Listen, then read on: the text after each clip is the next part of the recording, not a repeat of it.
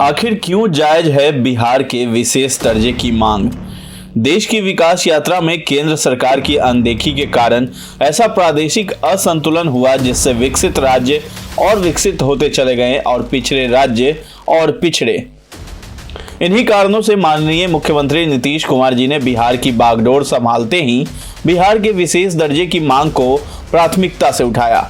नीतीश जी ने वर्ष 2006 में बिहार को विशेष राज्य का दर्जा देने की मांग विधानसभा और विधान परिषद से पारित करवाकर केंद्र को भेजी।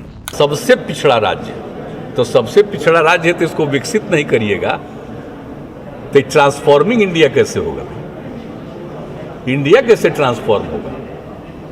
तो इंडिया का क्या विकसित राज्यों का ट्रांसफॉर्मेशन होना है कि पिछड़े राज्यों का भी होना है? सबसे बड़ा उपाय यही है कि इसकी सहायता के लिए अगर ये होगा तो अतिरिक्त सहायता, राज्य के कई राज्यों को मालूम है विशेष राज्य का दर्जा मिला हुआ है तो उनको कितना एडवांटेज हुआ, तो उसी तरह का एडवांटेज बिहार और इस तरह के अन्य कुछ पिछड़े राज्यों को अगर मिल जाएगा तो बहुत आगे बढ़ जाएगा।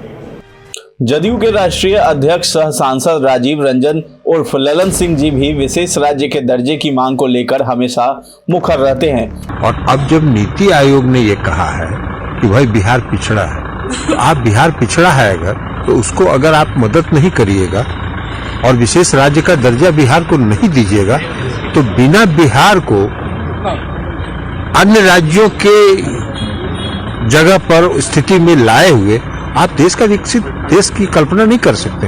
लोकतंत्र की संघीय व्यवस्था के अंतर्गत रहकर केंद्र सरकार को ये सोचना ही पड़ेगा कि बिहार को आगे बढ़ाने के लिए क्या ठोस कदम उठाए जा सकते हैं।